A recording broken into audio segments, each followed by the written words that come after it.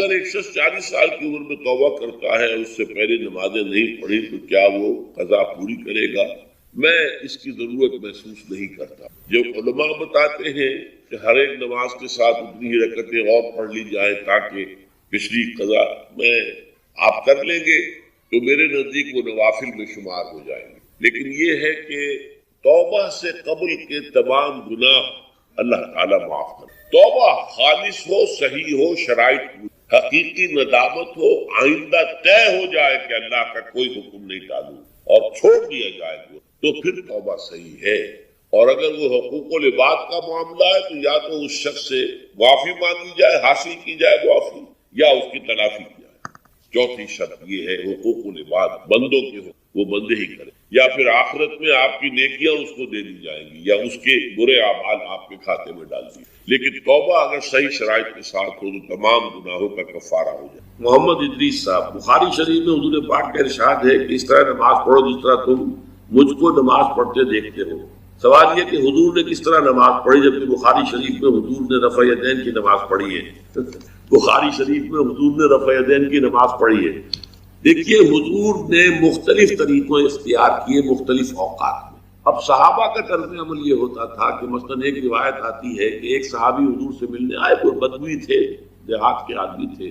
انہوں نے حضور کو دیکھا کہ آپ کا گریبان کھلا ہوا تھا، آپ نے بٹن لگائے ہوئے نہیں۔ پھر انہوں نے ساری عمر اپنے گریبان کے بٹن لگائے کہ میں نے محمد کو اس طرح دیکھا ہے صلی اللہ علیہ وسلم۔ اب یہ ان کا جذبہ ہے، ان کی نیکی، اتباع کا جذبہ۔ یا ایک سفر میں کسی کو دیکھا، کسی نے دیکھا کہ حضور ایک درخت کے نیچے سے ہو کر گزرے، اب وہ جب بھی جاتے تھے وہ درخت اس کے نیچے سے ہو کر گزرتے تھے، چاہے اس کی کوئی مقصد نہیں، لیکن یہ بھی ایک اتباع کا جذبہ۔ تو اس میں یہ ہے کہ نماز کی بعض چیزیں ایسی ہیں کہ جن میں معلوم ہوتا ہے کہ حضور کچھ اس میں رد و بدل کرتے ہیں۔ کبھی آپ نے ہاتھ بالکل کھلے چھوڑ کر بھی نماز پڑھی ہے، کبھی آپ نے ہاتھ نیچے باندھے، کبھی اوپر باندھے۔ اسی طریقے سے رفع یدین کبھی ایسا بھی ہوا ہے کہ آپ نے وہ کی ہے جیسے کہ اہل حدیث حضرات کرتے ہیں، اور جیسے کہ یہ شیعہ کرتے ہیں وہ اس سے بھی زیادہ کرتے ہیں، اہل حدیث سے آگے ہیں، وہ بہت آگے ہیں رفع یدین کے۔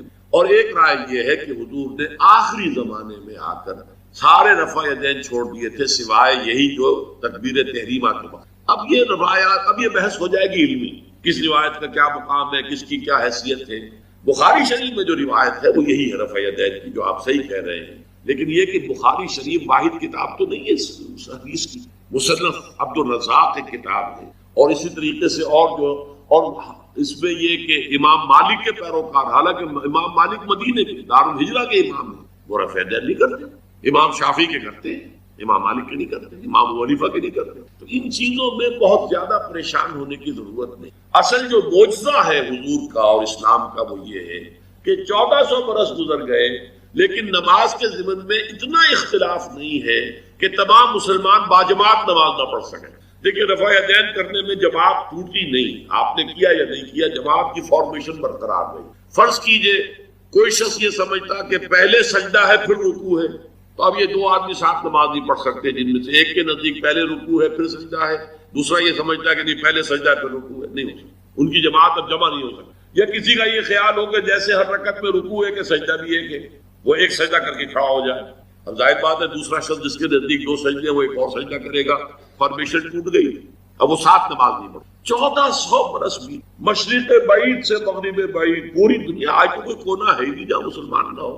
لیکن جو سالڈ مسلمان جو ہے وہ تو آپ سمجھیے کہ انڈونیشیا سے لے کر موریٹانیہ تک تو مسلمانوں کی کتنی بڑی تھا، لیکن کہیں ایسا نہیں ہے کہ آپ کی فارمیشن ٹوٹتی ہو۔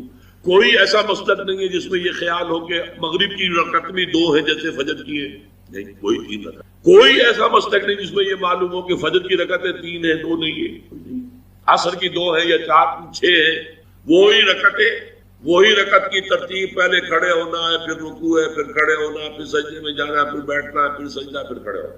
فارمیشن نہیں ٹوٹتی، شیعہ ہو سنی ہو، اور اس میں حنفی ہو مالکی ہو شافعی ہو حنبلی ہو زیدی ہو ظاہریہ ہو، کوئی بھی ہو، کسے باشد تمام مسلمان مل کر جماعت سے نماز ادا کریں گے اور ان کی جماعت ٹوٹتی۔ یہ ہے جس کو ہمیں سمجھنا چاہیے۔ یہ کیوں ہے؟ سلو کما رہے تو کہ حضور کی کو جس طرح دیکھا صحابہ نے نماز پڑھتے ہوئے ویسے نماز پڑھ رہے ہیں، صحابہ نے ویسے نماز پڑھی، پھر آپ کے بعد تابعین نے اسی طریقے سے نماز پڑھی، پھر اس کے بعد تبع تابعین نے پڑھی، نسل بعد نسل منتقل ہونا. باقی تھوڑا تھوڑا اختلاف اگر ہے تو اس کے لیے زیادہ پریشان نہیں ہونا چاہیے. والعبادہ، دعا جو ہے وہ عبادت کا جوہر ہے، عبادت کی روح ہے، بلکہ یہ کہ اصل عبادت جو ہے وہ دعا ہی ہے. لہذا توحید سے دعا کیا ہے؟ لا تدعو مع اللہ احدا، اللہ کے ساتھ کسی اور کو مت پکارو. یہ سورہ جن کی آیت ہے.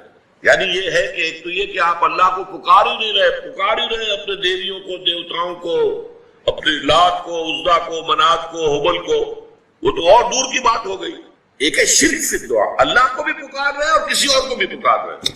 اب وہ کوئی اولیاء اللہ بھی ہو سکتے ہیں، کوئی ملائکہ ہو سکتے ہیں، کوئی انبیاء کی ارواح ہو سکتی ہے. کسی کو پکارنا کسی کا بھی ہوگا. دعا لا تدعو مع اللہ احدا. اور یہ در حقیقت ہم جب ہر رکعت جو ہے نماز کی ایاک نعبد و ایاک نستعین، پروردگار ہم صرف تیری ہی بندگی کرتے ہیں اور کرتے رہیں گے، اور صرف تجھ ہی سے مدد مانگتے ہیں اور مانگتے رہیں گے. یہ ہمارا قول و قرار ہے، یہ ہمارا عہد ہے اللہ کے ساتھ. اس کے خلاف نہ ہو، کسی کو پکارنے کی اجازت نہیں ہے. یہاں ایک باریک نکتہ سمجھ لیجئے. ایک ہے کسی کو پکارنا، کسی سے مدد چاہنا، کسی سے کسی کام کے اندر جو ہے کوئی امداد کی خواہش کرنا، جو کہ وہ دنیاوی جو معمولات ہیں، جو عام ہمارے قواعد ہیں، ظاہری مادی اسباب و وسائل کے درجے میں، وہ شرک نہیں ہے. میں کسی کہتا ہوں مجھے ذرا پانی پلا دو، یہ بھی ایک دعا ہے، استمداد ہے، مدد آپ نے مانگی ہے، اس سے اپنی ایک ضرورت پوری کرنے کے لیے کہا ہے. لیکن کیا ہے یہ کہ گھڑا ہے، وہاں رکھا ہوا ہے، وہاں پانی ہے، اس میں سے پانی لائے گا وہ دے دو. جو ظاہری قوانین طبیعہ جو ہیں ان کے دائرے کے اندر کوئی دعا، کوئی استمداد، کوئی استعانت، کوئی استغاثہ، اس میں کوئی حرج نہیں. غیبی اعتبار سے کسی کے ساتھ بھی کوئی دعا کی جائے اللہ کے سوا، وہ شرک ہے. وہ استدعا ہو، استغاثہ ہو، استعانت ہو، استمداد ہو، استنصار ہو، کچھ بھی ہو، غیبی طور دنیا کے معروف طریقوں میں اور جو ہمارے طبعی قوانین ہیں ان کے دائروں کے اندر مدد مانگنا، اس میں قطعاً کوئی شرک نہیں ہے، توحید. البتہ اس میں بھی ایک باریک نکتہ ہے. ایک بزرگ تھے جو فوت ہو گئے، انہوں نے یہ بات مجھے جس طرح سمجھائی تھی وہ آج بھی میں ان کا مشکور ہوں کہ دنیا میں عام قاعدے قانون کے تحت بھی کسی سے کچھ کہنا کہ بھائی میرا یہ کام آپ کر دیجئے، آپ کر سکتے ہیں، ایک دفعہ کہنا جائز ہے. دوسری مرتبہ یاد دلا دینا کہ شاید بھول گئے، وہ بھی جائز ہے. تیسری مرتبہ کہنا شرک ہو جائے گا. اور اس میں الہا و زاری کرنا اور خوشامدیں کرنا اور گڑ گڑانا، یہ تو شرک ہے. تم نے یہ سمجھا ہے کہ تمہارا کام یہی کر سکتا ہے، کام کرنے والا تو اللہ ہے. لا فاعل فی الحقیقت ولا مؤثر الا اللہ. حضور نے فرمایا کہ اگر تمہیں جوتا باندھنے کا تسمہ درکار ہو تب بھی اللہ سے مانگو. کسی کے سامنے سوال کا جو ہاتھ جو ہے وہ دراز نہ کرو. اللہ نے تمہیں ایک عزت نفس دی ہے، اس عزت نفس کو دہلا نہ بناؤ. کسی کے سامنے جو ہے اپنا ہاتھ پھیلا دینا، اپنی عزت نفس جو ہے تو ختم کر دینا ہے. مت مانگو کسی سے. لیکن یہ کہ ٹھیک ہے دنیا میں کام چلتا ہے. حضور کا شکی شان تو یہ تھی کہ اگر آپ سواری پر ہوتے تھے اور آپ کی چھڑی گر گئی تو سواری کو بٹھا کے اس سے اتر کر چھڑی خود اٹھاتے تھے. آپ کسی اپنے ساتھی سے یہ نہیں کہتے تھے کہ میری چھڑی پکڑا دو. آپ کی تو غیرت کا عالم جو ہے وہ بہت بلند تھا، بہت بلند تھا، بہت بلند تھا.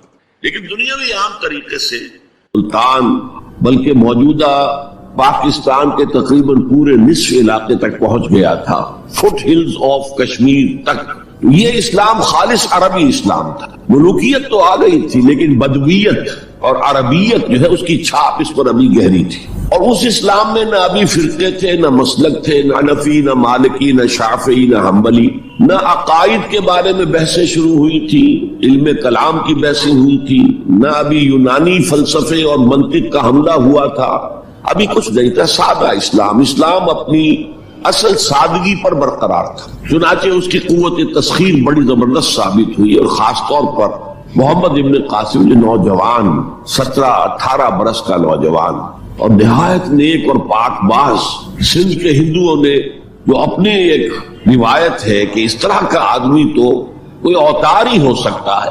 فارسی میں بھی کہا جاتا ہے کہ در جوانی توبہ کردم شیوے پیغمبری است. جوانی کے اس عمر میں بھی کوئی شخص پاک زندگی گزار رہا ہو تو یہ تو پیغمبروں کا طریقہ ہے.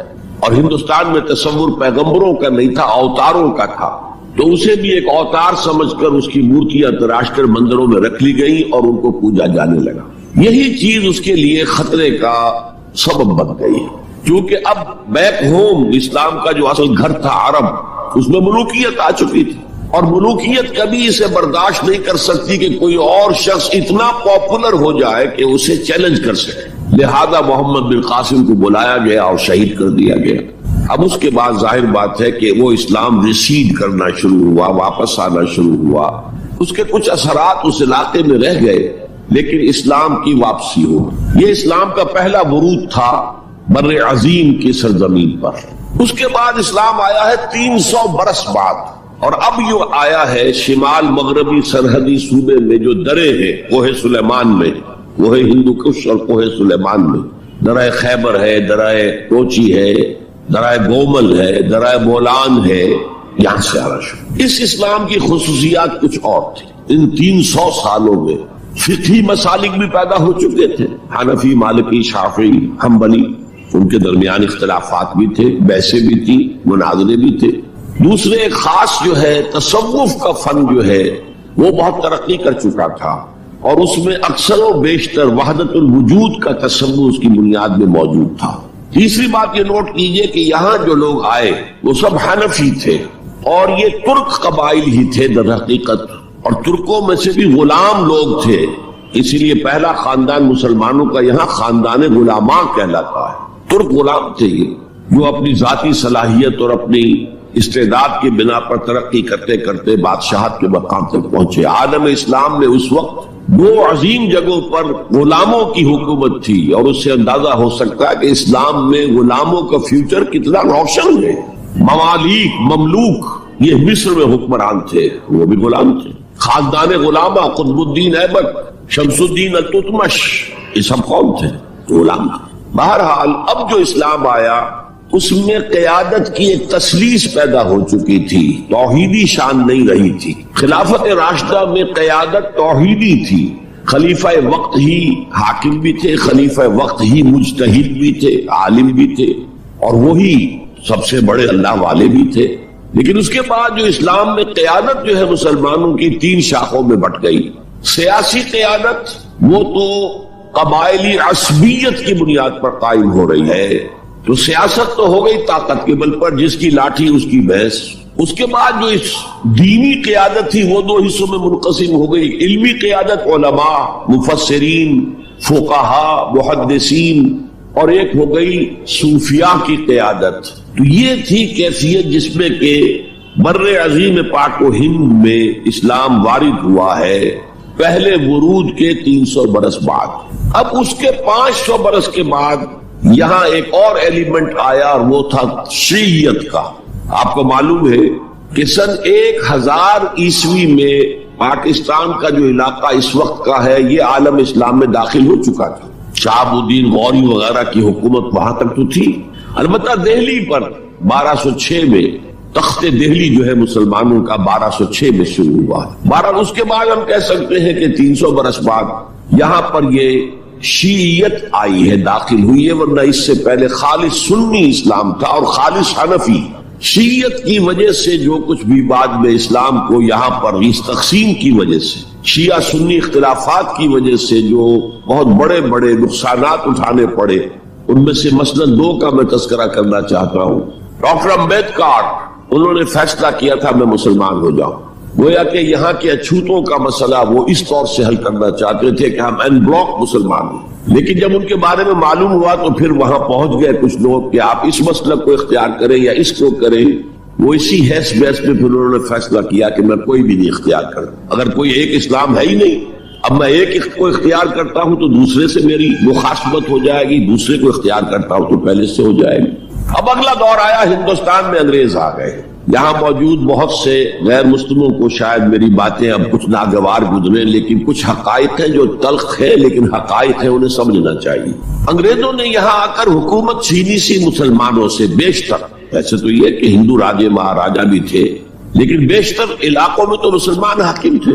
لہذا انہوں نے مسلمانوں کو دبانا بہت ضروری سمجھا، اس لیے کہ جو سابق حاکم ہو ان میں ایسپریشنز پیدا ہوتی رہتی ہے کہ ہم تھے یہاں کے حاکم، کیوں نہ واپس حاصل کریں۔ بغاوت کے ان کے اندر جراثیم مسلسل پروان چڑھتے، مسلمانوں کو دبایا اور ہندوؤں کو اٹھایا۔ کیوں کہ ہندوؤں کے لیے معاملہ صرف چینج آف ماسٹرز کا تھا، کوئی بڑا حادثہ تو نہیں تھا۔ پہلے مسلمانوں کے غلام تھے، اب انگریزوں کے غلام ہو گئے، اور اس اعتبار سے انگریز نے بھی انہیں قریب کیا اور ہندوؤں نے بھی مغربی علوم اور مغربی سائنسز کو پڑھنے میں بڑی سبقت کی۔ بنگال میں انگریز آیا، اور بنگال میں آپ کو معلوم ہے اکثر و بیشتر جو سائنسدان پیدا ہوئے جن کی کہ لکھی ہوئی ٹیکسٹ بکس جو ہے بہت عرصے تک استعمال ہوتی رہی ہندوستان میں، یہ کون تھے؟ چیٹرجی، بینرجی، سب کے سب بنگالی تھے۔ ایک اور بات یہ ہے کہ ہندو اپنے ماضی سے بہت دور آ چکے تھے، ان کا ماضی عظمت والا، آخر اشوک کا دور بہت عظمت کا، چندر گپت موریہ کا دور بہت عظمت کا، وکرماجیت کا دور بہت عظمت کا تھا، لیکن وہ بہت پیچھے جا چکے تھے۔ تقریباً مسلمانوں کی آمد کی وجہ سے 1000 سال کا فصل واقع ہو چکا۔ لہذا تہذیب و تمدن کے لیے بھی، جیسے کہ انہوں نے مسلمانوں کے زمانے میں فارسی پڑھی، فارسی پڑھتے تھے، کوڈ لینگویج فارسی ہے، جیسے کہ پھر بعد میں مسلمان اور ہندو اور سب نے انگریزی پڑھی۔ ملازمتیں ملیں گے تو انگریزی پڑھنے والوں کو ملیں گی، راستہ کیریئرز کا کھلے گا تو انگریزی پڑھنے والوں کا کھلے گا۔ اسی لیے کہاوت تھی ہندوستان میں، پڑھے فارسی اور بیچے تیل، دیکھو رے قسمت کے کھیل۔ اب فارسی پڑھتے تو اسے کہیں حکومت کے اندر اہلکار ہونا چاہیے، اس کی حیثیت کچھ اور ہونی چاہیے، فارسی پڑھ کے اور تیل بیچنا۔ جبکہ مسلمانوں کا معاملہ یہ تھا کہ ان کی تو ابھی تہذیب اور تمدن، ان کی روایات ابھی تازہ تھی، لہذا جو غیر مسلم تھے یہاں کے، انہوں نے انگریزی علوم، انگریزی سائنس، انگریزی تہذیب، اس کو کھلے دل کے ساتھ خوش آمدید کہا، اور مسلمانوں میں ایک زبردست ڈویژن ہو گیا۔ بلکہ ابتدائی ریئیکشن تو بہت سخت تھا، یک طرفہ تھا، ہم نہ انگریزی پڑھیں گے، ہم نہ انگریزی علوم سیکھیں گے، نہ سائنس پڑھیں گے، ہم تو اپنے کونوں خدروں میں، اگرچہ جو سیلاب آ گیا ہے اس کو روکنے کی طاقت تو ہم میں نہیں ہے، لیکن ہم کونوں میں جا کر بیٹھ جائیں گے، قال اللہ و قال رسول۔ اور انگریزی تہذیب سے اس قدر دوری کہ اگر کوئی میز کرسی پر بیٹھ کر کھانا کھا لے تو کرسٹان ہو گیا۔ یہ تو کسی نے چمچہ استعمال کر لیا کھانے میں، کانٹا تو بہت دور کی بات ہے، چمچہ بھی استعمال کر لیا تو کرسٹان ہو گیا۔ تو اس درجے ریئیکشن تھا علماء کے زیر اثر حلقوں میں، گویا کہ وہ جو گاندھی جی کا فلسفہ تھا نان کوآپریشن، تو مسلمانوں نے انگریزوں کے ساتھ شدید قسم کا naan cooperation from the very beginning شروع کی۔ اس پر سر سید احمد خان نے ان دونوں چیزوں کی مخالفت کی۔ ایک تو انہوں نے انگریزوں کو بتایا کہ دیکھو یہ جو آزادی کی جنگ تھی یہ صرف مسلمانوں کی نہیں تھی، 1857 کی، یہ تو مشترک تھی، تو اس کے اندر کیا سبب ہوا ہے، اس کی وجہ سے آپ مسلمانوں سے بودھ محسوس نہ کریں۔ اور مسلمانوں سے بھی کہا بھائی انگریزی پڑھو، انگریزی علوم حاصل کرو، سائنس پڑھو، سائنٹیفک نالج حاصل کرو، ورنہ تمہاری حیثیت ہندوستان میں کیا رہ جائے گی؟ پلے دار رہ جاؤ گے یا گوشت فروش رہ جاؤ گے، اللہ اللہ خیر صلی اللہ، اور تمہاری کوئی حیثیت نہیں رہے گی۔ تو اس اعتبار سے سر سید احمد خان ایک اہم لینڈ مارک ہے۔ اس کے علاوہ انگریزی دور کا ایک اور جو پہلو بہت اہم ہے، انگریزوں نے ڈیوائڈ اینڈ رول پالیسی کے تحت مسلمانوں اور ہندوؤں کے درمیان مرافرت کو ہوا دی۔ یہ ان کی پالیسی نہیں مستقل، یہ ایک قوم کی حیثیت سے سامنے نہ آ جائے، پھر ظاہر بات ہے کہ ہمارے پاؤں تو اکھڑ جائیں گے یہاں سے۔ تو یہ جو ہمارے ہاں شروع ہوا، کچھ اور فیکٹر بھی تھے۔ ہندوؤں میں ایک انتقامی جذبہ بھی تھا کہ مسلمانوں نے ہم پر حکومت کی ہے 800 برس، 1000 برس، اور ظاہر بات ہے سارے حاکم اچھے تو نہیں تھے، کوئی اچھا بھی تھا، تو اکثر و بیشتر تو عیاش قسم کے لوگ تھے۔ ہم نے محل بنائے، تاج محل بنائے، ہم نے کوئی کام اور تو کیا نہیں۔ دین کی تبلیغ تو اولیاء اللہ نے کیا، صوفیاء نے کی، کبھی بھی سرکاری سطح پر، حکومت کی سطح پر یہاں تبلیغ اسلام کا اہتمام نہیں ہوا۔ ایک دو ایکسیپشنز ہیں، ایک راجہ گجرات کاٹھیا واڑ کے علاقے کا جس نے کہ تبلیغ کا اہتمام کیا، ایک راجہ کشمیر کا تھا جس نے تبلیغ کا اہتمام کیا، باقی حکمرانوں نے کوئی کوشش۔ آزادی سے قبل متصلاً جو کیفیت پیدا ہو گئی تھی، اس کا ایک اہم فیکٹر یہ تھا کہ مسلمانوں میں ہندوؤں کا ایک خوف پیدا ہو، کیونکہ جو نظام اب بن چکا تھا وہ تو یہ تھا کہ ووٹ کی بنیاد پر فیصلے ہوں گے، ون مین ون ووٹ۔ اس کے اعتبار سے مسلمان اقلیت میں اور غیر مسلم ہندو یہاں اکثریت میں، تو گویا کہ ہمیشہ کے لیے اگر ایک ملک کی حیثیت سے یہ ملک جو ہے تقسیم آزادی حاصل کرتا ہے تو مسلمان غلام ہو جائے، ان کی تہذیب بھی ختم کر دی جائے گی، شدھی کی تحریک شروع ہو چکی تھی، ان کا مذہب بھی تبدیل کرنے کی کوشش کی جائے گی۔ میوات کے علاقے میں بڑی زبردست تحریک اٹھائی گئی تھی شدھی کی، جس کا توڑ کرنے کے لیے مولانا محمد الیاس رحمۃ اللہ علیہ سامنے آئے اور تبلیغی جماعت کا انہوں نے سلسلہ شروع کیا۔ یہ اصل میں میوات کے اندر جو شدھی کی تحریک تھی اس کا جواب تھا، اس سے حفاظت مسلمان۔ تو اندیشہ یہ تھا کہ ہندو ایکسپلائٹ کرے گا، ہماری تہذیب کو ختم کرے گا، ہماری زبان کو ختم کرے گا، معاشی طور پر ہمیں ایکسپلائٹ کرے گا، مفلوج کرے گا، اور اپنی سی کوشش کرے گا کہ ہمارا مذہب بھی تبدیل کرا دے۔ تو مسلمانوں کی ایک قومی جماعت، اگرچہ وہ شروع میں قومی اس کو کہنا غلط تھا، وہ نوابوں، جاگیرداروں، نواب زادوں ان کی جماعت تھی مسلم لیگ، جو 1906 میں قائم ہوئی۔ مسلمان عوام کا اس سے ساتھ کوئی نہ رابطہ تھا، نہ ان کا کوئی رابطہ عوام کے ساتھ۔ اس کی جو 1906 سے لے کر 1924 تک کی جدوجہد ہے، وہ ساری دفاعی جدوجہد تھی۔ ہمارے یہ حقوق ہونے چاہیے، ہمیں اس کی ایشورنس دی جانی چاہیے، ہمیں سیپریٹ الیکٹوریٹ دیا جائے، اور یہ کہ اس سے بھی آگے بڑھ کر ہمیں مرکز میں کچھ زیادہ حیثیت دی جائے تاکہ ہماری بھی کوئی حیثیت ہو، کوئی توازن پیدا ہو سکے۔ بس اسی پر ساری گفتگو گفت و شریف تھی۔ اور اس کے ضمن میں محمد علی جناح جو ہے وہ تو پروفٹ آف لو قرار دیے گئے تھے، اتحاد کا پیغام بر۔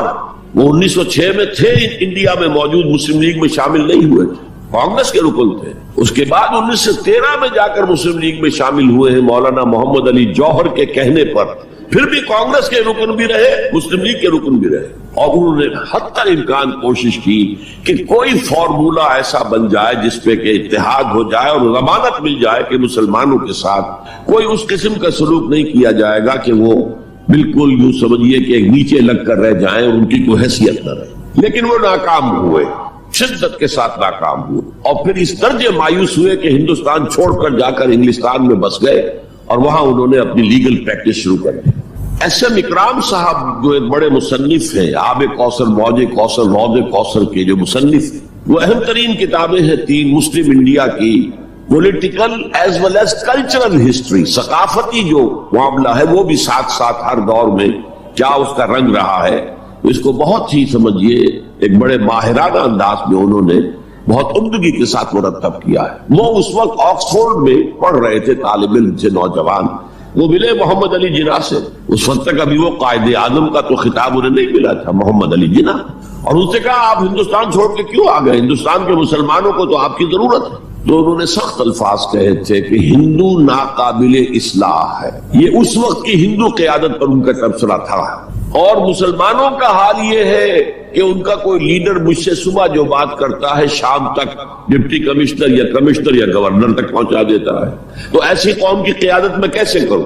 لیکن اصل میں ایک ٹرننگ فیکٹر آیا ہے، turning point in the history of Muslim league movement, and that was 1930۔ اس میں جو الہ آباد میں مسلم لیگ کا سیشن ہوا تھا، اس میں خطبہ صدارت دیا تھا علامہ اقبال۔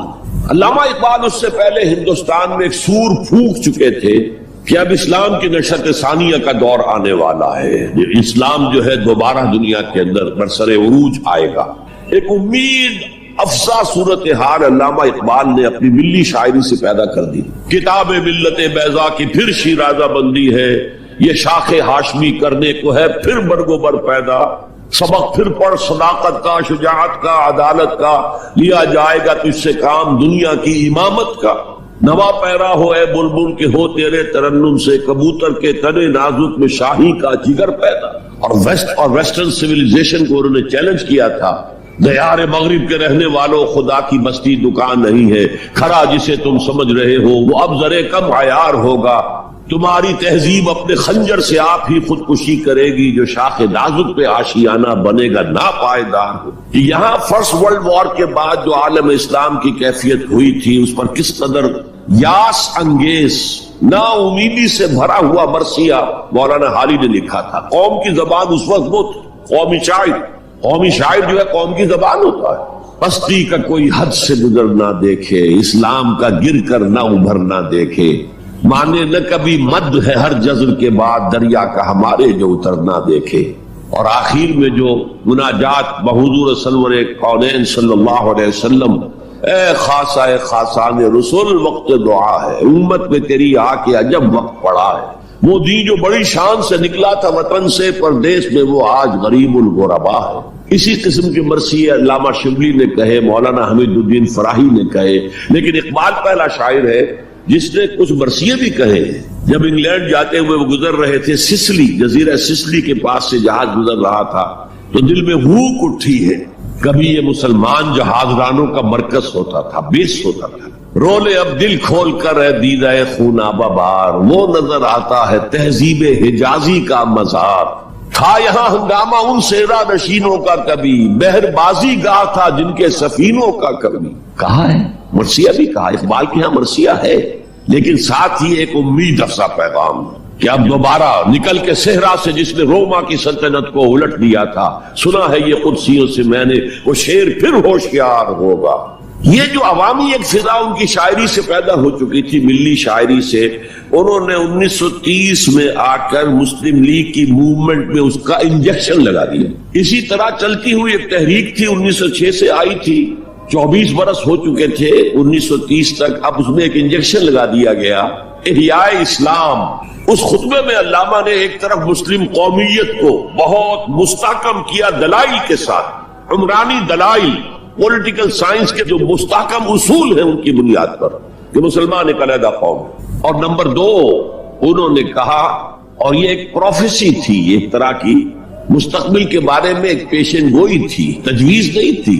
پارٹیشن آف انڈیا کی تجویز تو بہت بعد میں آئی ہے 1940 میں، یہ 1930 کی بات میں کر رہا ہوں۔ تو انہوں نے کہا تھا مجھے یقین ہے کہ یہ ڈیسٹنی ہے، تقدیر مبرم ہے کہ ہندوستان کے شمال مغرب میں، شمال مشرق کا انہیں اس وقت احساس نہیں ہوا تھا، ایسٹ پاکستان کا جو اب بنگلہ دیش ہے ادھر ان کی نگاہ نہیں گئی تھی، ہندوستان کے شمال مغرب کے اندر ایک آزاد مسلمان ریاست قائم ہوگی، اور اگر ایسا ہو گیا تو ہمیں موقع مل جائے گا کہ دور ملوکیت میں، جس کے لیے لفظ بڑا ثقیل استعمال کیا انہوں نے، عرب امپیریلزم، یہ بنو امیہ بنو عباس یہ عرب امپیریلسٹ تھے، یہ عرب قوم کیا امپیریلزم تھا، ان کی حکومت اسلام کی عکاسی کرنے والی نہیں تھی، اسلام کی عکاسی کرنے والی تو خلافت راشدہ تھی، ابو بکر تھے، عمر تھے، عثمان تھے، علی تھے رضی اللہ تعالی عنہ۔ تو دور ملوکیت میں یا دور عرب امپیریلزم میں جو داغ دھبے آ گئے ہیں اسلام کے چہرے پر، انہیں صاف کر کے اور صحیح اسلام کی ایک شکل دنیا کو دکھایا۔ یہ انجیکشن ہے پازیٹیو مقصد کا۔ اس وقت تک، اس سے پہلے تک تحریک صرف ایک منفی جذبے پر چل رہی تھی، ہندو کا خوف، ہندو اکثریت کا خوف، ایکسپلائٹیشن کا اندیشہ، لیکن اب اسے ایک مثبت بنیاد مل گئی۔ 1932 میں قائد اعظم گئے انگلستان، لندن، گول میز کانفرنس میں، جناح صاحب اس میں شریک نہیں تھے اس لیے کہ وہ تو ویسے سیاست کا میدان چھوڑ چکے تھے۔ اس موقع پر پھر علامہ اقبال نے ملاقاتیں کی ہیں جناح صاحب سے، اور وہی انجیکشن ان کو بھی لگا اور انہیں پھر آمادہ کیا کہ آئیں واپس ہندوستان، اور اس انجیکشن کے حوالے سے مسلمانوں نے ہند کو منظم کرے اور جمع کرے۔ تو یہ پھر تحریک پاکستان جو ہے، چونکہ مسلمانوں کے جذبات کے ساتھ اس کی ہم آہنگی، معجزہ ہو گیا کہ مسلم مائنورٹی کے پروونسز نے کس طریقے سے یکجا اور یکسو ہو کر اس موومنٹ کو سپورٹ کیا، حالانکہ انہیں معلوم ہے کہ کسی بھی حساب سے ان کے تو پاکستان میں شامل ہونے کا کوئی امکان تھا ہی نہیں، بلکہ تحریک مسلم لیگ اصل میں مائنورٹی پروونسز کی تحریک تھی۔ جو صوبے بعد میں پاکستان میں شامل ہوئے ہیں ان میں سرحد میں تو کانگریس کی حکومت تھی ٹل دی لاسٹ ڈیٹ، پنجاب میں یونینسٹ حکومت تھی ٹل دی لاسٹ ڈیٹ، صرف ایک سندھ تھا مغربی پاکستان میں کہ جو وہاں مسلم لیگ کی حکومت تھی۔ ہاں، بنگال میں مسلم لیگ کی حکومت تھی، اور بنگال ہی مولد ہے جہاں ولادت ہوئی ہے 1906 میں مسلم لیگ کی، اور طویل ترین عرصے تک مسلم لیگ کی حکومت وہاں رہی۔ اب بھی وہاں پر تحریکیں چلتی رہتی ہیں اینٹی پاکستان، 2 مرتبہ پاکستان نے ایئر فورس بھی استعمال کی ہے وہاں پر، یہ سب کچھ آپ کو معلوم ہے۔ بہرحال اس کے نتیجے میں ملک تقسیم ہو گیا، اور 2 قوموں کے درمیان جو نفرت اس دوران میں پیدا ہو گئی تھی وہ ایک آتش فشاں کی طرح پھٹ پڑ۔ جو کچھ ہوا ہے پارٹیشن کے وقت، میں نے آپ کو بتایا تھا انگریزوں سے آزادی ہم نے حاصل کی، لیکن ہم نے نہ ایک انگریز کو مارا نہ کسی انگریز نے ہم میں سے کسی کو مارا، لیکن جو آپس کی خوریزی ہوئی ہے، تاریخ انسانی کی عظیم ترین ٹرانسفر آف پاپولیشن، کروڑوں انسان ادھر سے ادھر سے ادھر ہو گئے، اور پھر عظیم خوریزی، بربریت، وحشت، معلوم ہوتا کہ نفرت کی کوئی آگ اندر جل رہی تھی، بس اسے موقع چاہیے تھا کہ وہ ابھر آئے. وہ میں کچھ نہ کچھ تجزیہ کر چکا ہوں کہ یہ نفرت جو ہے کچھ انڈیجینس بھی تھی، کچھ تھی ان کے اندر ایک جذبہ انتقام تھا کہ دوسروں نے ہم پر حکومت کی اتنے عرصے، لیکن اس میں بڑا حصہ جو ہے وہ انگریز کی ڈیوائیڈ اینڈ رول پالیسی کا تھا. اور وہ جاتے جاتے ایک بون آف کنٹینشن بھی ڈال گیا کہ یہ دونوں اس پر لڑتے رہے تاکہ ہمارے خلاف کوئی جذبہ نفرت ان کے اندر نہ ابھرے. تو یہ انگریز کی پالیسی تو یقیناً بہت کامیاب تھی، لیکن وہ نفرت کا جو عالم اس وقت تھا اس کو آپ اس وقت امیجن نہیں کر سکتے. وہ نوجوان جو پیدا ہی ہوئے بعد میں پارٹیشن کے بھی 20 25 30 سال بعد پیدا ہوئے، انہیں کیا اندازہ ہو سکتا ہے؟ قطعاً اندازہ نہیں. کبھی کبھی ربط ہو جاتا ہے معاملہ، جیسے کہ کبھی کسی جگہ ہو گیا، کبھی کسی جگہ ہو گیا. ابھی حال ہی میں جو کچھ گجرات میں ہو گیا تھا وہ ہو جاتا ہے، لیکن یہ کہ کوئی ہندو اور مسلمانوں کے درمیان وہ دشمنی اور وہ معاملہ اب نہیں ہے، بلکہ بہت سے لوگ اس کو امیجن ہی نہیں کر سکتے کہ معاملہ کس حد تک پہنچ گیا. اس کے بعد ایک خیال یہ تھا ہندوستان میں کہ پاکستان جلدی ختم ہو جائے گا، اور اس کی کوششیں بھی کی گئی. پاکستان کے حصے کا روپیہ روک لیا گیا، پاکستان کے حصے کے ہتھیار روک لیے گئے. پاکستان نے اس کو محسوس کیا کہ it's a threat to its existence, جس کے نتیجے میں، جس کے رد عمل میں وہ امریکہ کی جھولی میں جا گرا. It was a reaction. میں اسلامی جمعیت طلبہ کا ناظم اعلیٰ تھا 1953 میں. ہمارے وزیر اعظم اس وقت تھے خواجہ ناظم الدین، وہ لاہور کے دورے پر آئے تھے. میں طلبہ کا ایک وفد لے کر ان سے ملنے گیا. ایک اس زمانے میں وہ اینٹی قادیانی موومنٹ چل رہی تھی اور اس میں بہت کچھ تو خون لاہور میں ہوا تھا. اس کے بارے میں نے کچھ باتیں کی اور پھر میں نے ان سے کہا یہ میڈو اس بلا کا نام ہے. میڈو تھی اس وقت، مڈل ایسٹ ڈیفنس آرگنائزیشن. آپ کن بندروں میں ہمیں باندھ رہے ہیں؟ بہت ہی بھلے آدمی تھے. مجھے واقعہ یہ ہے کہ ایک ہی میری تو ملاقات ہے، لیکن اس شخص کی شرافت کا اور سادگی کا جو نقش قائم ہوا میرے دل پر وہ آج تک موجود. کہہ رہے دیکھیے یہ معاملہ جو ہے یہ حکومت کا ہے، یا آپ نوجوان ہیں، طالب علم ہے، آپ کا اس سے کوئی سروکار نہیں. میں ذرا نٹ کھٹ قسم کا تھا اس وقت بھی نوجوان. میں نے کہا جناب آپ ہمیں ان بندروں میں باندھ کر آپ چلتے بنیں گے، ملک تو ہم نے سنبھالنا ہے بعد میں. You must know what you are doing. بس یہ کہنے پر اچھا آگے کوئی جواب نہیں. دیکھیں الفاظ 3 جملے ان کے سنا رہا ہوں، یہ پوری ہماری تاریخ کا لب لباب بنتا ہے. دیکھیے پنڈت جی تو نہیں چاہتے نا کہ پاکستان قائم رہے، پنڈت نہرو، اور ہم اکیلے تو ہندوستان کا مقابلہ نہیں کر سکتے نا، تو ہمیں تو کوئی سہارا چاہیے نا. 3 جملے یہ پاکستان کی فورن پالیسی کا اول روز سے کارنر سٹون ہے. بلکہ یہاں میں ذرا ضمنی طور پر بتا دوں کہ پاکستان کے قائم ہونے اور قائم رہنے میں کتنا بڑا ہاتھ اور کتنا بڑا دخل پنڈت نہرو کا ہے. دیکھیے ایک جینیس شخص تھا ابوالکلام آزاد، جینیس، اس میں کوئی شک نہیں. اور کیبنٹ مشن پلان کا مرتب کرنے والا وہی تھا. کیبنٹ مشن پلان کو مسلم لیگ نے بھی تسلیم کر لیا کہ ہندوستان 3 زونز کے مشتمل ہوگا، آزاد ہوگا، مرکزی حکومت ایک ہوگی، ایک ویسٹرن زون، ایک ایسٹرن زون، ایک سینٹرل زون. تقریباً وہی جو پاکستان کا نقشہ تھا کہ ایک مغربی پاکستان، ایک مشرقی پاکستان، ایک نیچے بھارت. سینٹرل گورنمنٹ کے پاس فلاں جو ہے یہ اہم ترین چیزیں تو سینٹرل گورنمنٹ کے پاس ہوگی. فورن پالیسی ہوگی، بجٹ ہوگا، مالیات کا معاملہ ہوگا، ڈیفنس ہوگا، یہ ان کے پاس ہوگا، کمیونیکیشنز ہوگی. باقی یہ ریجنز جو ہیں ان کو حق ہوگا وہ اپنے فیصلے کریں، اپنے معاملات چلائیں، اپنے قوانین بنائیں. ایک شق اس میں ایسی تھی کہ 10 سال کے بعد کسی بھی حصے کو، کسی زون کو سیسیڈ کرنے کا، علیحدہ ہونے کا حق حاصل ہوگا. گویا کہ کم سے کم 10 سال کے لیے آزاد پاکستان کا مطالبہ ختم. قائد اعظم نے مان لیا. تو اب اگر کوئی امکان تھا تو وہ 10 سال کے بعد تھا نا. اب کس نے بنوایا پاکستان؟ وہ تو چونکہ مولانا آزاد اس درجے بددل ہو چکے تھے، قائد اعظم نے انہیں شو بوائے کہہ کے اتنا جو ہے بددل کر دیا تھا کہ انہوں نے کانگریس کی صدارت چھوڑ دی. تو کہا گیا ان سے آپ صدارت قبول کریں؟ نہیں. پنڈت جی ہو گئے صدر، اور پنڈت جی سے جب پوچھا گیا کیبنٹ مشن پلان کے بارے میں تو انہوں نے کہہ دیا ایک دفعہ ہندوستان آزاد ہو جائے پھر کون کسی کو علیحدہ ہونے دیتا ہے. بات تو سچی تھی، نکل جاتی ہے جس کے منہ سے سچی بات مستی میں. فقیہ مسئلہ بھی سے وہ رندے بادہ خار. اچھا بات تو سچی تھی لیکن کہنے کی نہیں تھی اس وقت. اس پر فوراً قائد اعظم نے ریورس گیئر لگایا کہ اگر نیت یہ ہے تو پھر ہم نہیں مانتے، وی آر گوئنگ بیک. تو عالم واقعہ میں پاکستان کس نے بنوایا 1947 میں؟ ہسٹری کا تجزیہ کیجئے، سمجھئے یہ کچھ اللہ تعالیٰ کی مشیت تھی۔ تمام انسانوں کے دل حضور کی ایک حدیث کے مطابق اللہ کی 2 انگلیوں کے مابین ہوتے ہیں، وہ جدھر چاہتا پھیر دیتا۔ یہ اللہ کی حکمت تھی۔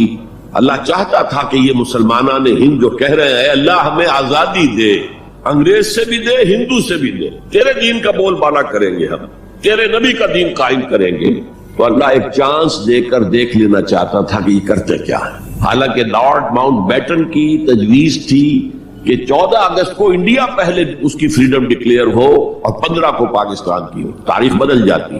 یہاں کے پنڈتوں نے کہا کہ 14 جو ہے وہ منحوس دن ہے، لہذا انہوں نے کہا 15 تو 14 کو پاکستان ہے، وہ 27ویں شب تھی رمضان مبارک کی۔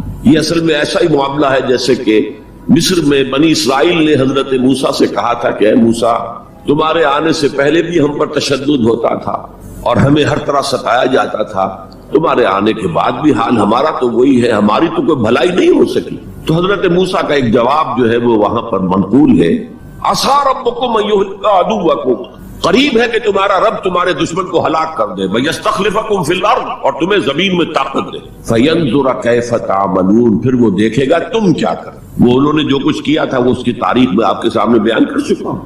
اب صورتحال تبدیل ہو رہی ہے، اب تعلقات کے بحال ہونے کا معاملہ تیزی کے ساتھ جاری ہے، دوستی کی طرف قدم بڑھ رہے ہیں۔ بالکل وہ بات جو علامہ اقبال نے اپنے اسی خطبے میں کہی تھی کہ ویسٹ پاکستان وہ جو بھی ہوگا، اس وقت پاکستان لفظ تو استعمال نہیں کیا تھا، وہ ہندوستان کی حفاظت کا ذریعہ بنے۔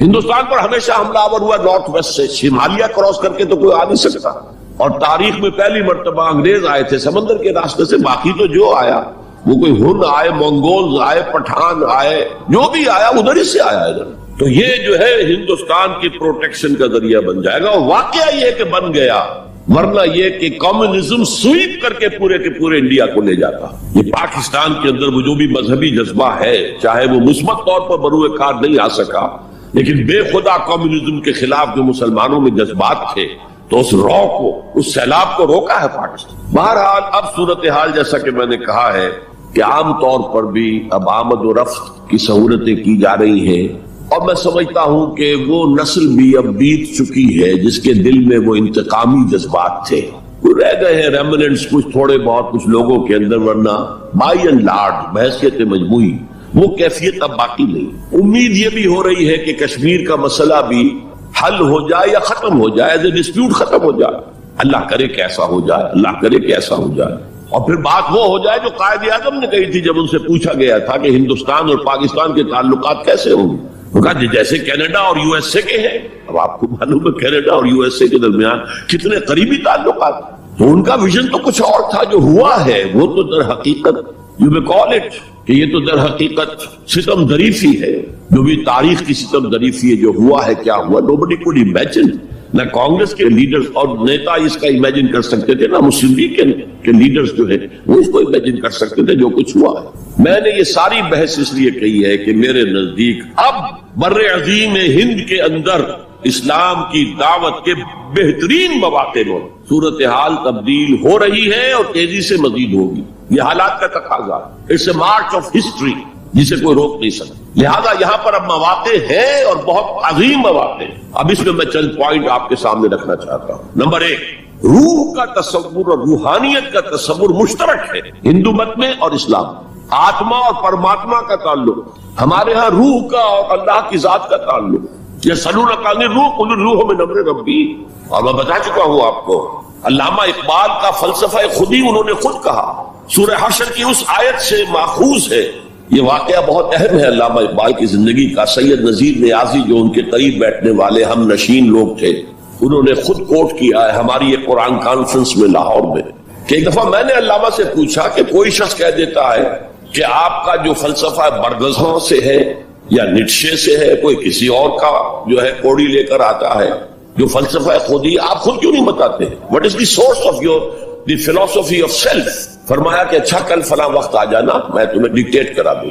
وہ کہتے ہیں میں خوشی سے پھولے نہیں سمایا کہ یہ میری قسمت ہے، شاعر مشرق حکیم الامت مجھے لکھوائیں گے کہ ان کے فلسفہ خودی کی سورس کیا ہے۔ وقت معین پر میں آ گیا، کاپی پینسل تیار کر کے، اور مجھ سے کہا ذرا قرآن مجید نکال لینا شیلف میں سے۔ میرے ساری امیدوں پر اوس پڑ گئی کہ مجھے تو خیال تھا ہسٹری آف فلسفی کی کوئی کتاب نکلوائیں گے یا کسی اور فلسفر کی کوئی کتاب نکلوائیں گے، یہ قرآن نکلوایا۔ کھولو سورہ حشر، پڑھو اس کی آیت، وَلَا تَكُونُوا كَالَّذِينَ نَسُوا اللَّهَ فَأَنسَاهُمْ أَنفُسَهُم۔ ان لوگوں کے مانند نہ ہو جانا جنہوں نے اللہ کو بلا دیا تو اللہ نے انہیں اپنے آپ سے غافل کر دیا۔ یہ کون سا اپنا آپ ہے جس سے انسان غافل ہوتا ہے؟ کیا اپنے جسم کے تقاضوں سے غافل ہوتا ہے؟ جسم کو تو بڑا دھو کے اچھے سے اچھے صابن سے دھوئے گا اور جو ہے صاف کرے